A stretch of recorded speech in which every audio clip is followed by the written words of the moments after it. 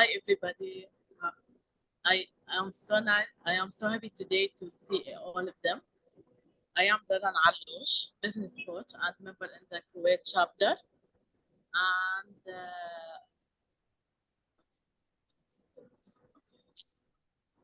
yeah,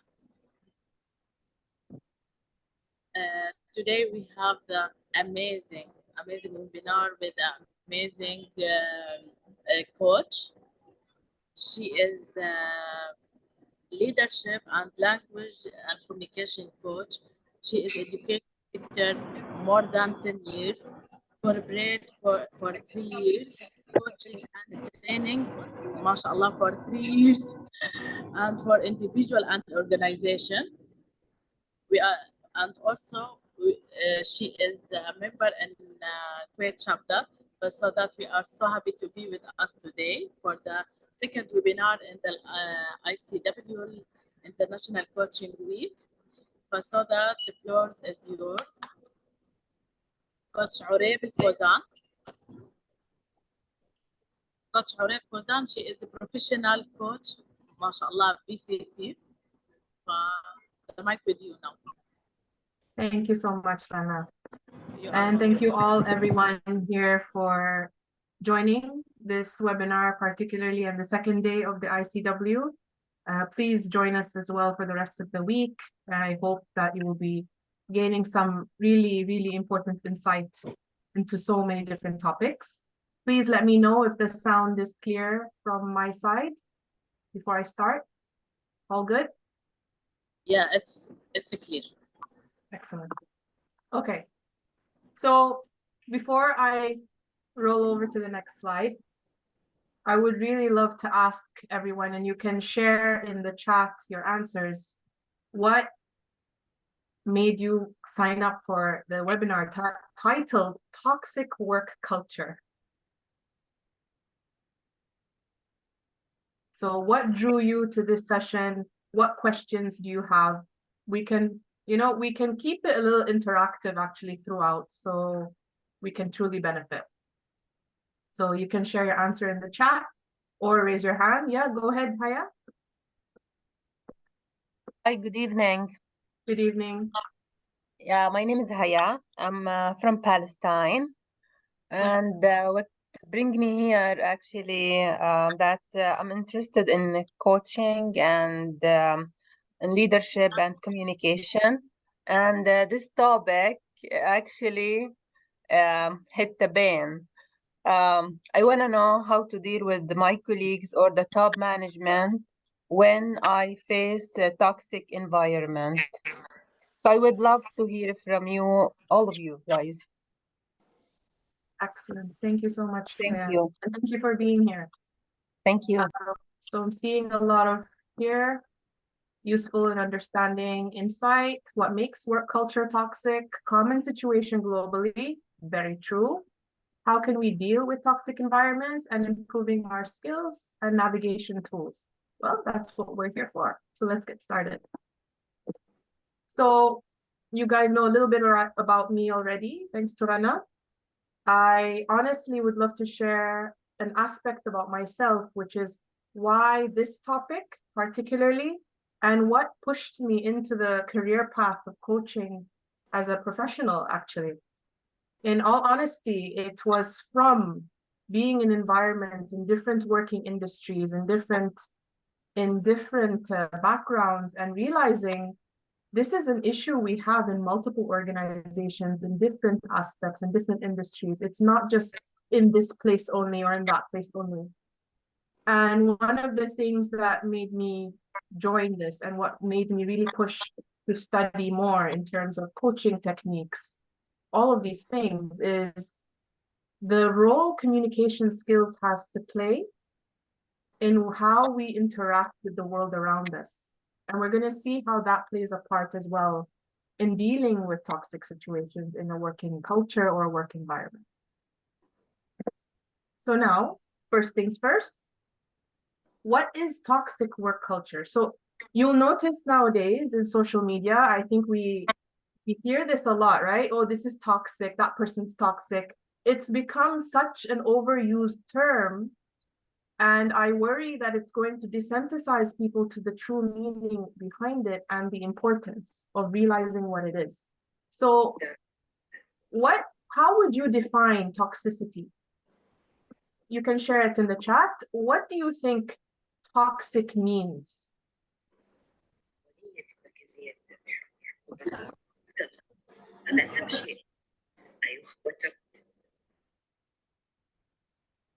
What do you think toxic means? When you hear the word toxic, what's a word that comes to mind? Or psychologically unsafe environment, poisonous, absolutely. Degradation, oh yeah, full combo. Creating dependency of something bad for yourself, actions that drag you down, demeaning, negative vibes. Precisely. Emotional charge, quick defiance response, behaviors, relationships, and environments that are harmful to one's mental and emotional well-being. Very true, Marwa. Aggressiveness and negativity. So a lot of these things, they exist, right? Whether we like it or not, they can exist at home, they can exist in cultures and societies, they can exist at work. This is not a stranger for us. And yes, definitely, Hajar, it can be draining. So signs of a toxic work culture. So remember, the word here is culture. This is key. Culture meaning this is the overly accepted concepts that are happening. So behaviors, situations, certain constructs are generally accepted in this working environment. However, just because they are accepted does not mean they are healthy. They could lead to toxic working culture and environments. So signs that the organization or the place that you're working in has a toxic work culture include some of the following that you see on the screen. You know, having low productivity, high conflict with zero resolution or difficulty to resolve any kind of issue, very poor communication, no trust, gossip and lack of confidentiality is very rampant in the company, gaslighting, micromanaging, and high turnover. So knowing that a lot of these things can exist, and sometimes maybe not all of them, it could be just a few, but they do have such a significant impact on the employees themselves. And it impacts their mental state, their physical state, and their emotional state. I'm pretty sure a lot of us can agree when we are working in an environment that has these elements, it's difficult to function and feel safe. And lack of security is what makes it so toxic for us. So have you ever experienced working in an environment that you felt was toxic? And if yes, I would love for you to mention one way that it affected you the most, whether it's your health or mental state. How did it affect you the most? Yes, Haya, go ahead. Yes, so basically what happened is when you feel that you are not appreciated, when you feel the discrimination between the employees, you know, the Arab culture. Can you hear me? Mm-hmm. Yes, Yeah, so the let me call it discrimination. It's like خيار وفقوس between the employees.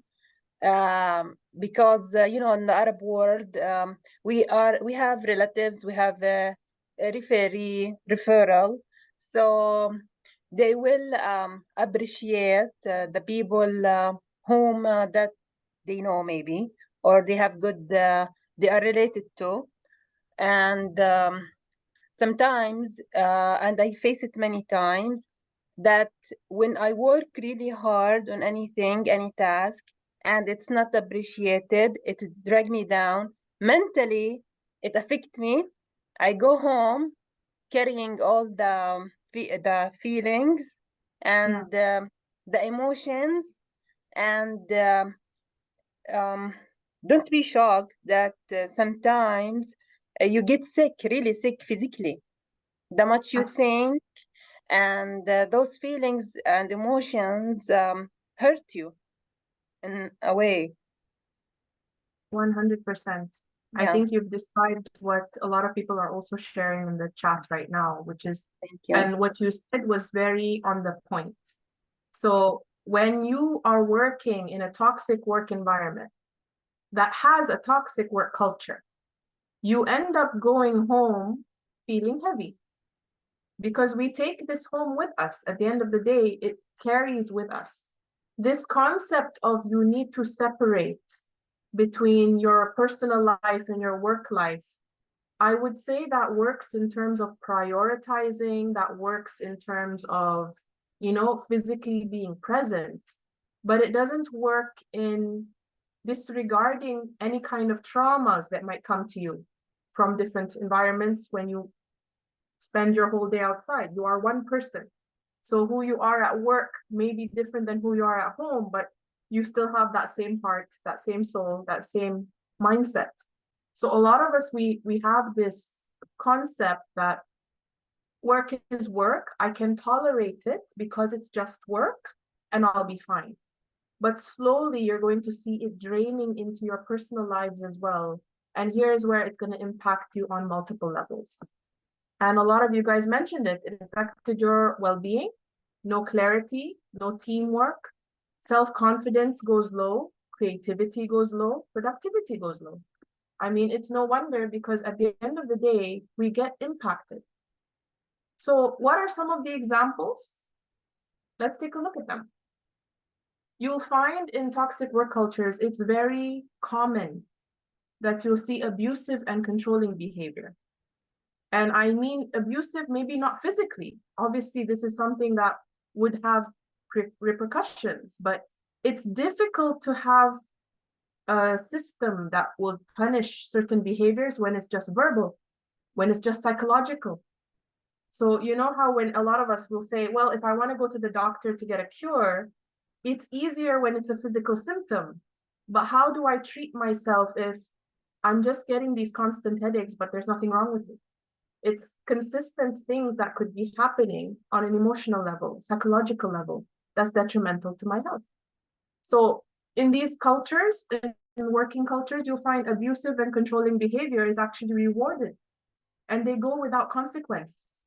This is when it becomes toxic because now the people are afraid or employees are afraid to speak up in terms of this is not something I can live with. This is not something I can continue with. Lack of regulations or implementation that will help protect their employees. Aggressive communication, lack of trust and transparency. Burnout culture is rewarded. So burnout culture. So now in terms of a toxic working environment, it doesn't necessarily mean everyone is there abusing you all the time. It's also the expectations that are placed on you as an employee that you need to reach critical burnout to be rewarded in any way or shape or form, or to achieve. And you have a lack of boundary. So you're not allowed to set boundaries. So now imagine you spend how many hours during the day at work? So all of us are sitting here, we go to work, we spend how many hours? Like 7, 8 hours, 6 to 8 hours at work, sometimes more, depending on your job. Some of you, yeah, there you go, so 9. Imagine spending half your day in an environment where you feel all of this, where you feel you are not safe, where you feel you are not able to communicate effectively or be understood, where you feel you cannot be rewarded for your just behaviors and your achievements. It becomes a challenge. So notice that countless of studies, they've started to take the stage. And I'm very happy to see nowadays the awareness behind the concept of toxic working cultures are starting to rise higher and higher. And people are starting to open this conversation to the point that people are saying, if you are in a toxic work environment and nothing seems to change, perhaps you need to remove yourself from that environment. this conversation wouldn't have happened like 10 years before, because it was this concept of your job is your job. You need to stay there no matter what, and you can't change things.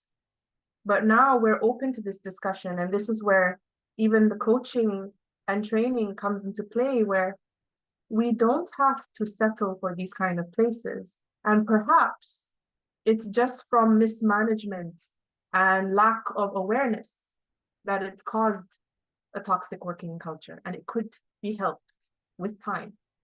So we're going to look into that a little bit more.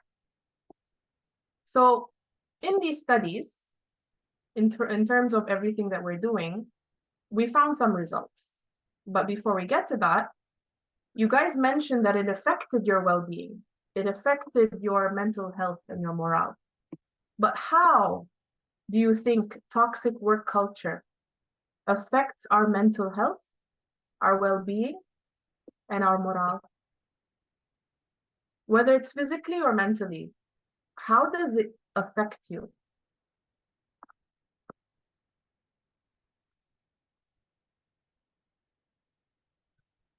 Oh, that's very true. Some people still stuck on the old thinking, and they definitely will take advantage of that. So in terms of impact, when you are working there we go. So drain energy, burnout, exhausted, difficult getting started on project, anxiety. Absolutely. Some others can include depressions, displacement, psychologically taking it home and taking it out on your family, your children, less productivity. All of these things can impact you. And in terms of burnout, do you know how long it takes an individual to heal from burnout on average? The healing time for burnout. Some say lifetime. On average, if you are addressing it and if you are actively trying to help yourself mitigate the situation, it can be between 3 to 5 years to recover from burnout. And this is active recovery. And the reason for that being is because our bodies are not made to be under consistent and constant amount of stress and anxiety for a long extended period of time. If you think about our fight and flight response, now we also have freeze and we also have fawn.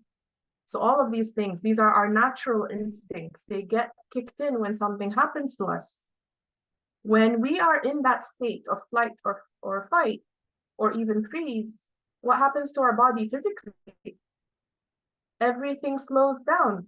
Our digestive system slows down. Our gut, everything. Why? Because it's preparing us for an emergency.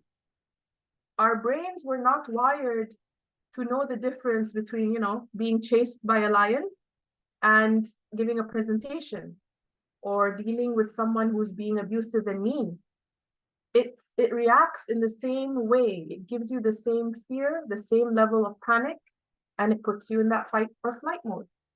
And when you are in that mode every single day, over a period of months, sometimes even years, if you're staying in the same job with no development or improvement, it becomes health-wise debilitating.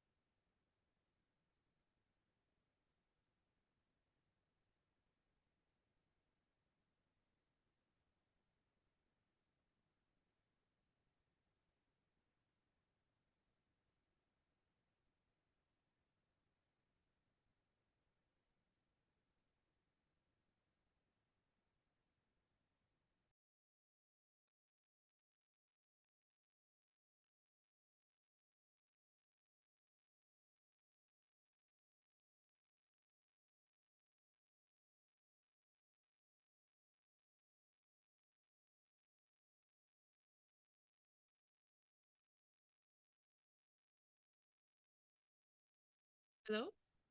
Can you hear me now? Yes, now we can. Perfect. Okay. Sorry for that. Okay. So take a look at this current study. I started looking up recent studies, especially starting from 2021 and onwards. And this was very interesting because what was happening to us in 2020 and 2021? COVID, exactly. And I think what started this big movement, I would say, across corporate, across a lot of organizations is through COVID, everything was magnified. The level of stress, the level of panic, the level of everything, it was magnified. And so people were less likely to tolerate a toxic working environment because things were already out of control more than it was. So a lot of these things they mentioned, there's such a huge association between workplace bullying and poor well-being. And what do I mean by workplace bullying? What are the examples I can give you? Yes, we talked about abuse and we talked about all of that, but what kind of situations? Because not all of them are very black and white. Some of them, it could just be your manager micromanages you. They are constantly nitpicking on every single thing you do. They check in on you every 5 seconds. If you leave your desk, where are you going?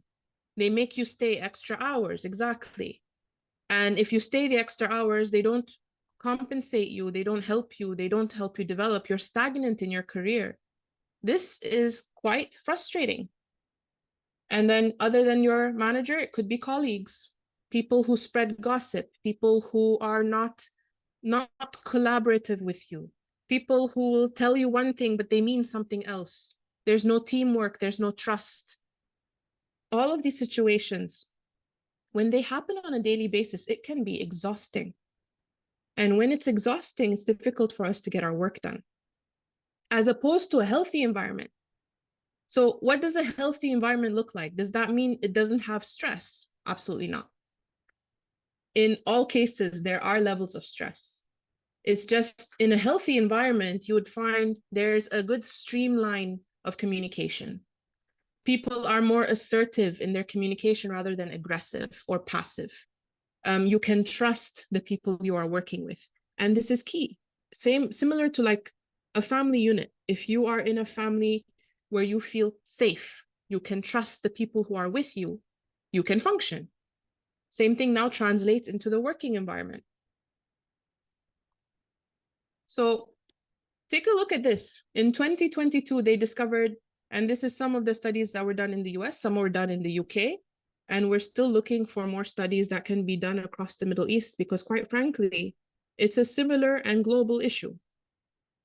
Up to 24 million American employees left their jobs. That's more than 40% in terms of a lot of the things that were going on. Why? Their number one reason was not wage. Their number one reason was toxic work culture. So one of the impacts of having a toxic work environment or nurturing a toxic work culture is that you're going to have a high turnover rate.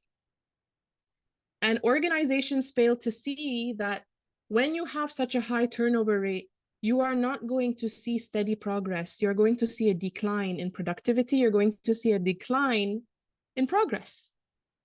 So a lot of companies may develop this attitude where it's okay, whoever leaves, we'll replace them. But you don't want that. You don't want to have to constantly be replacing people over and over again, because now you're going to have to invest and reinvest, train them all over again, get them invested in the company culture, hope they will tolerate the toxicity. And then things happen again. It's like a vicious cycle. Whereas as an organization, if you were to gain more awareness in terms of, instead of having a high turnover rate or having this attitude that people are just disposable or replaceable, I invest in them, I invest in the culture and environment, I make sure they want to stay. Now imagine how that's going to look throughout the years, the productivity level, the profits, all of these things that can be done with benefits. It's much more positive. So sometimes as an organization and also as leaders in the organization, they need to expand their vision in terms of what do we want at the end of the day, in terms of the company. How do we want, how do we want to progress? What do we want to see? Number one reason for toxicity at the work environment. Well, I'm going to ask you this question. Who is responsible in the organization for setting the tone for company culture? Who is responsible for setting the tone of company culture in any organization? On a smaller level, everyone is responsible. But how do we make sure it stays there? Top management and leadership of the organization. So leaders lead by example. And number one cause for toxic culture is when the leaders themselves are participating in toxic behavior, such as what we mentioned earlier. Abusive and controlling behavior is getting rewarded and not have any consequences. So if your manager comes into your office and screams at you, uses foul language, but no action is taken against this manager, what happens to the morale of the rest of the team?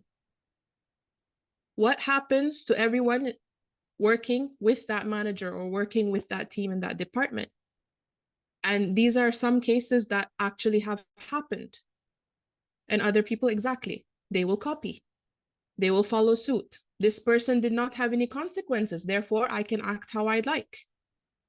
So it starts from the very top. It starts from leadership, and it also starts with the policies, and hate to say it, but also having a safe whistleblowing system in a company that is followed with utmost confidentiality and protection for the employee who engages in whistleblowing.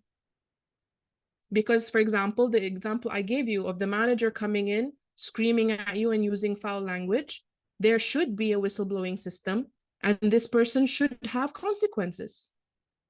Only then will things stabilize in terms of, okay, there's a level of protection and respect for everyone in the organization, not just management. Kind of sensitive topics, but here's some of the quotes that we got from the survey of participants from a study that was done across the UK. Bullying and gaslighting. Management didn't want to deal with it, ended up working 16-hour days, 6 days a week, to carry other team members who spend their whole time bullying others. Just hearing that, feeling that you can feel the resentment and the frustration from this. Another quote, at my last job, my manager was quite abusive. We had to have 3 meetings per shift to update her on the work we were doing for the day. Nothing was ever good enough. She made me feel anxious and sad to come to work. Another one of the most prominent signs of toxicity was the pervasive culture of fear and intimidation. The management style was characterized by abilities. So constant micromanagement, public humiliation, lack of trust. I've actually had clients who come to me and organizations I've worked with where the situations were very, very negative, to the point where in the middle of a meeting, the manager or other team members would belittle one another very openly, and there were no consequences. So notice the theme. When there's poor behavior, abusive behavior, obstructive behavior, and it has 0 consequences, this is where toxic culture starts to spread, because now it becomes scary to speak up. Because if I speak up, more attention will fall on me, and there are no consequences for the ones who did it. I become the problem, right? So this is partly why things are very advanced in terms of how to deal with toxic work culture. And regardless though, there are ways to handle it, which is where coaching culture comes into play. So I know a lot of organizations have started introducing coaching culture. They've also started to include different types of training programs for their employees and their leadership to steer them in the right direction. A lot of it includes coaching culture. A lot of it includes communication skills. A lot of it includes conflict resolution and management. Now, will this fix everything overnight? Absolutely not. But it needs to start somewhere.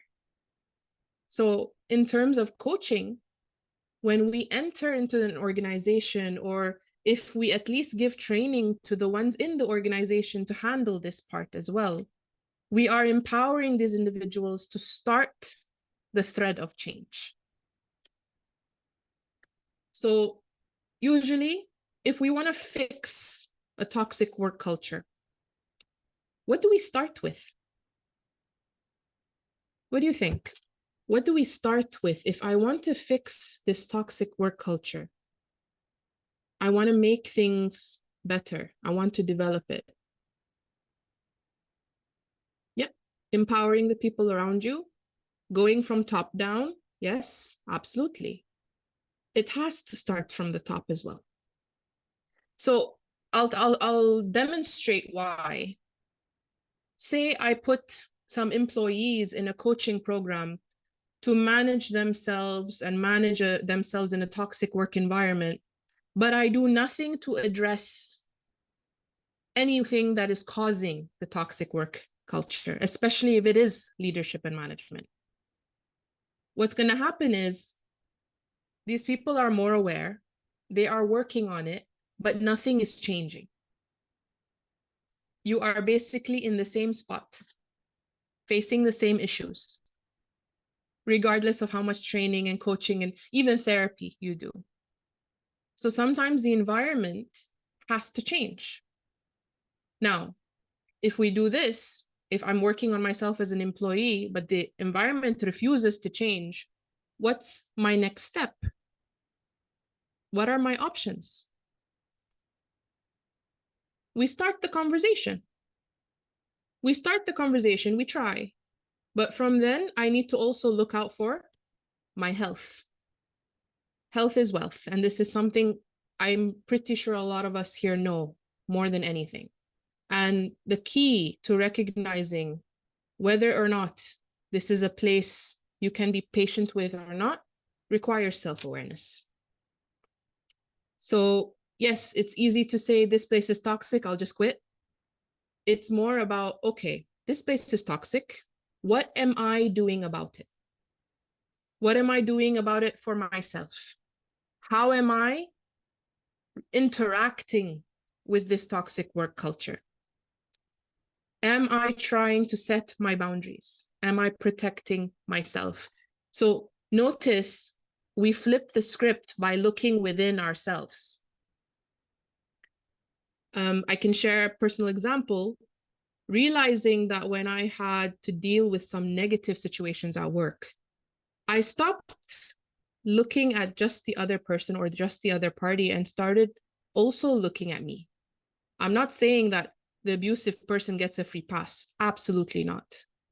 But I also have to look at myself in terms of what am I doing when this situation happens? What's within my power? Am I doing all that I can? What is my response? How do I take care of myself? Because like we said, this is a global issue, right? So imagine you step out from this company, you go to another one, same thing happens again. Okay, you could switch maybe up to 5 times, but the same things are going to keep happening and happening if we do not work on our self-awareness and if we do not work on ourselves. So, first things first, can a coach just enter an organization and try to fix their toxic work culture? Usually, we would love to be able to do that, right? But we sometimes have to wait also because we need to be invited. But within the company itself, if you are aware, let's say, that the current state is very toxic It's fulfilling all of these gaps in terms of, okay, these things make this toxic. This is getting done. There are no policies, no consequences. No, you know that these are all checking all of the boxes. Who do you go to?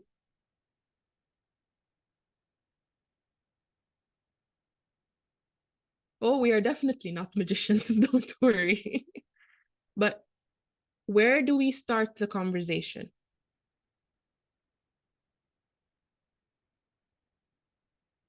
Or how can we bring about the conversation to start the process of change within an organization?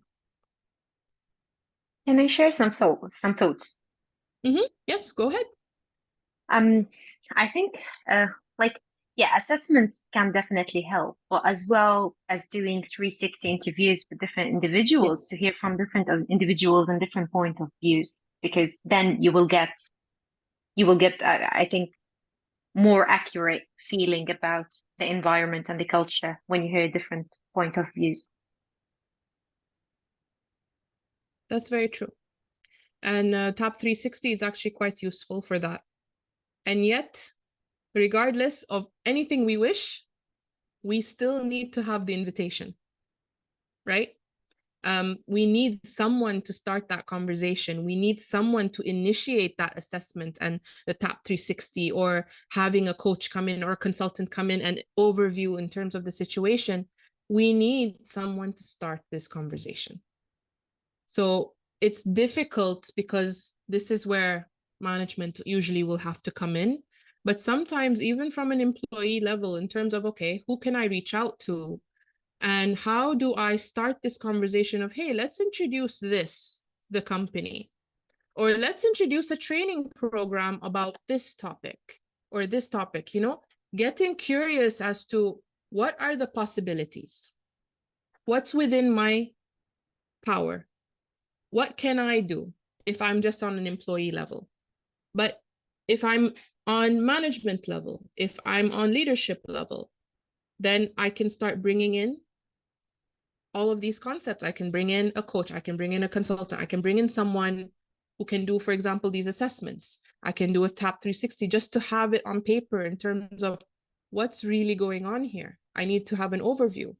And then from there, assessing what needs to be done. Did someone here have a question? Someone raised their hand? Okay. So yeah, definitely bringing in a coach and facilitator, very useful, but we need the invitation. We need the door open for this to happen. And this is where one of the coaching models that can be used, for example, is the clear model. The contract part is the most important. And this is why I was saying sometimes we have to wait in order to get the invitation. As a coach, for example, I cannot just waltz into an organization and say, hey, we have reports where things are getting a little toxic here and we need to fix things. You're going to be faced with a lot of resistance and a lot of pushback, especially if some people in management or some people in the leadership chair are not ready to have this conversation yet. However, if we start even from bottom up, through the training programs, this can be a door opener. For example, there were multiple training programs I gave recently, one of which was coaching culture.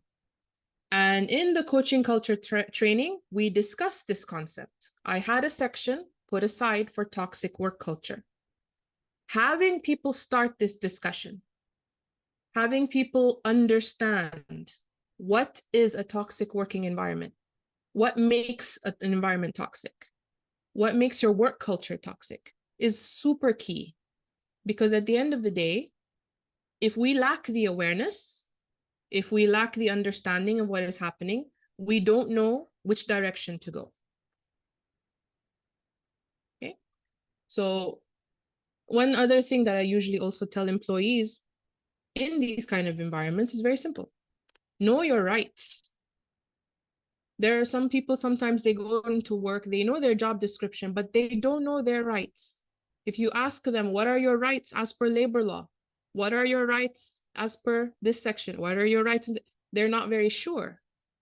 So Another thing that can be done is well to empower employees if they are not in leadership positions is having them really know their rights. Know your rights more than anything in terms of what is for you and what is against you. Know the people, select people you can trust in the organization. Network. Know who you can speak to in terms of bringing in a program. Know who you can speak to in terms of bringing in a coach. If you are really invested in staying. Because believe me, I'm pretty sure if you're someone who's thinking like that, I'm sure a lot of people share the same sentiments. Perhaps doing so as a group would also help. Question here is, do you think a toxic manager does admit he is and will then implement such a training and coaching program? So here's my thing. Would you tell a toxic manager that he's being a toxic manager or she's being a toxic manager when you want to bring in a training program? Or do you go in indirectly?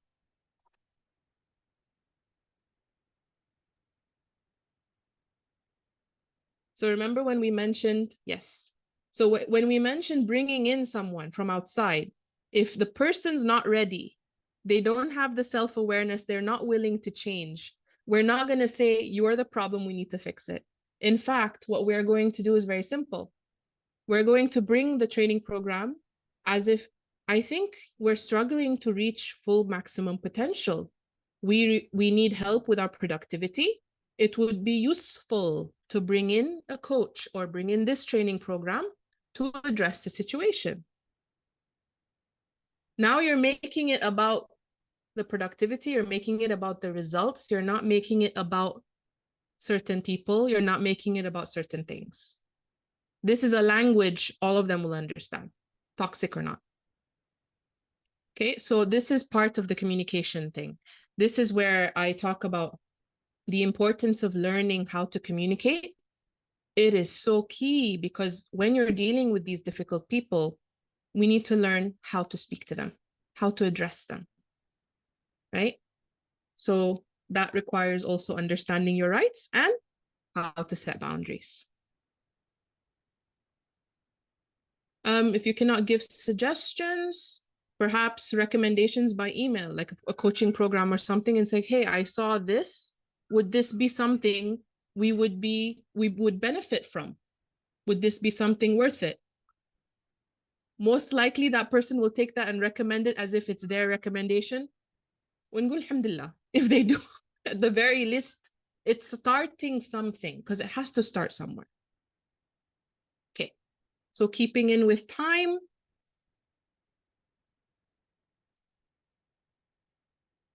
Building in the awareness. This is the part where we really need to help create the awareness and have them buy into it. So this is where a lot of these training programs are happening in organizations. It may not be direct to this, but it will start it. This is where leaders, managers, and employees are getting educated on the coaching industry. They are actually starting to understand the concept and benefits of healthier working environments. So some people, yes, they're not aware they're toxic. They're not aware they're part of the problem. But perhaps they were never given the key or given the opportunity to correct it. So this is also part of the conversation that we need to have. What can we do to help them buy in to this concept? Okay. So this is where this can come in. This is another coaching tool that I found very useful. Framing the conversation.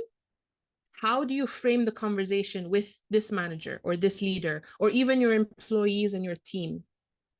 How do you understand the current state? Are they willing to hear you? Are they willing to be open to this discussion? Are they willing to perhaps get curious about it? Can I make them get curious about it? Right? And then E, explore the desired state. Try to sell them or have them buy in on the results. We talk more about the results rather than talking about what our pain points are in the organization. So these leaders will be much more geared towards it because it's similar with trying to sell a proposal, right? They want to talk numbers. So you give them the numbers and you give them the progress, and they'll listen to you. So it's learning how to speak to certain people to get the results that you want. And then obviously lay out the success plan. So all of these things, obviously, we would like to say it's a fairy tale in terms of, like just get the conversation started and everything will start to fix itself. Any kind of change is going to be faced with pushback. Regardless of who the person is, regardless of the organization itself, especially if it's running the same way for years and years and years, it's going to be hard to change. However, notice that once you spark it, it starts to grow. And once you start having this alignment and this awareness be set into place in the working environment, you are actually going to start seeing results, maybe perhaps on a small scale at first, but slowly you will start to see the development. But we can't all just say, this is life, things are toxic sometimes, and we should just settle with it. Not at all. We have so many things available right now that will actually help us get to where we want to go. So with that, I'm minding the time because we have about 10 minutes. I think now we can actually safely switch over to any questions and answers or discussion. And yeah, feel free.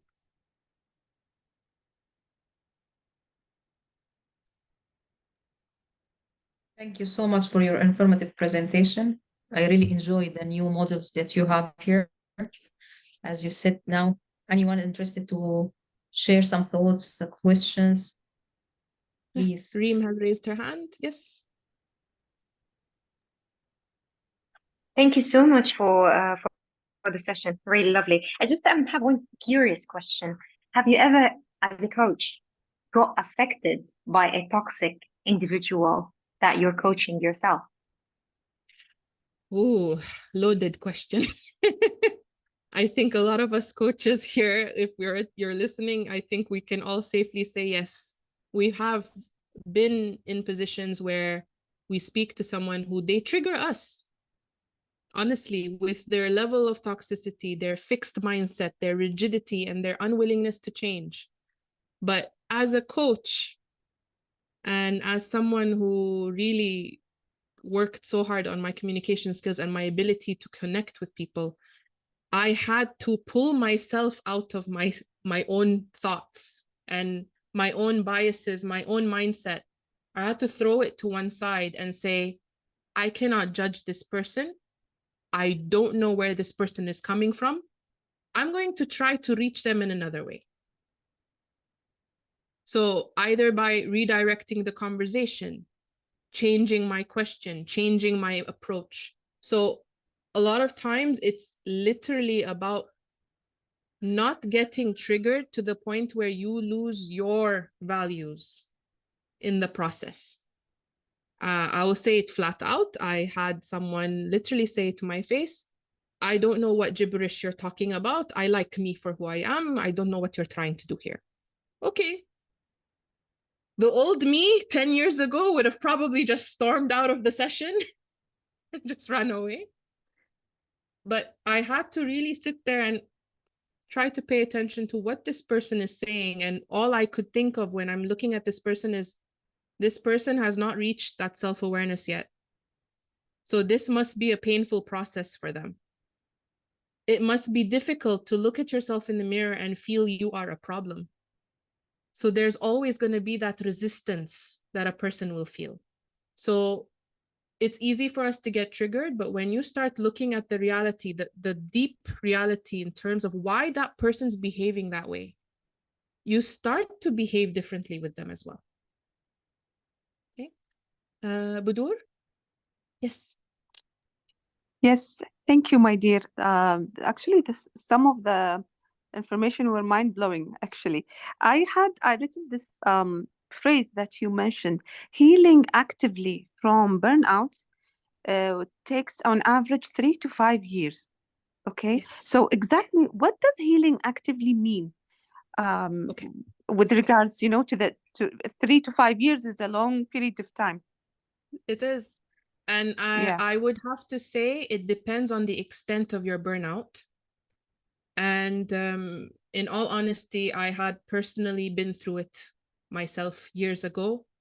And it took me 4 years. It took me 4 years. But the reason for this was the extent of the burnout. So there are some people who have different variations. Perhaps that person has only been burnt out for a period of 1 year where they had zero boundaries, constantly overworked, constantly losing their productivity, their motivation. They're starting to sink into that phase. But if they are consciously aware, this is the key, consciously aware that this is what's happening. I'm entering burnout. This is the danger zone. I need to start recovery. Then it shifts the downtime. But active recovery requires awareness. A lot of people will say, oh, I'm just tired, I'm getting older. Or some people will be in denial. Some people will just avoid the healing process. They think a nap or some sleep will fix it. This is not actively healing, or this is not the act of actively healing from burnout. It's more a band-aid.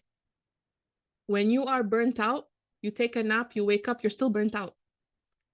Actively healing, you start to set better boundaries. You start to manage your time better. And the best way for me to put this is very simple. Instead of doing everything to drain yourself of your energy, you are also doing things that recharges you.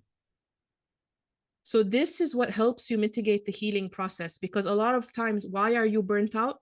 You're pouring from an empty cup. So now you need to start working on filling that cup in order to really help give you that energy to boost yourself into the healing state. I hope that answered your question.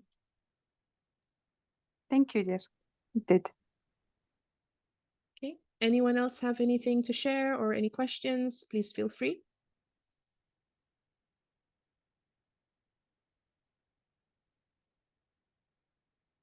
Interested to know if, from the research or experience, do you think there are nuanced differences amongst various cultural group dynamics? Example, workers groups, backgrounds, diversity. Well, absolutely. Different backgrounds can come into play. Sometimes even, whether we like it or not, gender, backgrounds, biases, cultures, a lot of things can be a part of it. But at the end of the day, it's what you get away with, right? So at the end of the day, it's what you get away with. And if you start to notice certain behaviors are happening and there are zero consequences, zero protection for the employees, and zero policies that are implemented, then it's very quick to spread like poison. Okay. Yes. Most welcome. You can definitely contact me on my Instagram.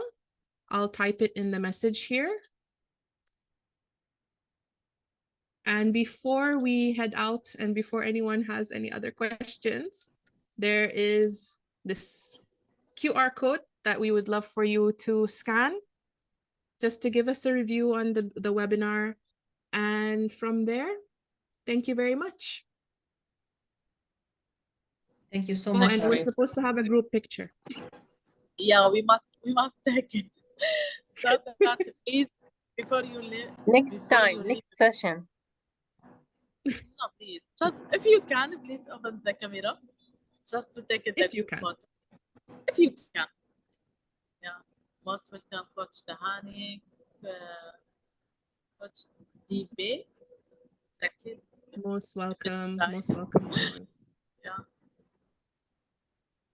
Can I Amazing. just add one last thing, if you don't mind, before we take, or shall we take the picture, then we can share this? I just need to hear from you in the questionnaire about your ideas about what topics would you like to be covered through ICF Kuwait chapter.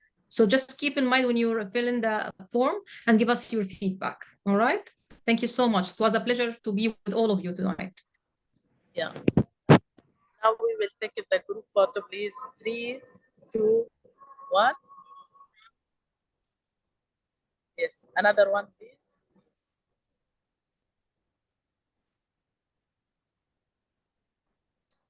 Thanks a lot. Thank you. I'll see you tomorrow. Tomorrow at 7 p.m. we have another webinar. Stay with us this week, please. Yeah. All of you. Thank you so much, Oraib. Thank you. Take care, Thank you, everyone. Rana. Professional coach. You are amazing. Thank you See very you tomorrow. much. See you. Bye.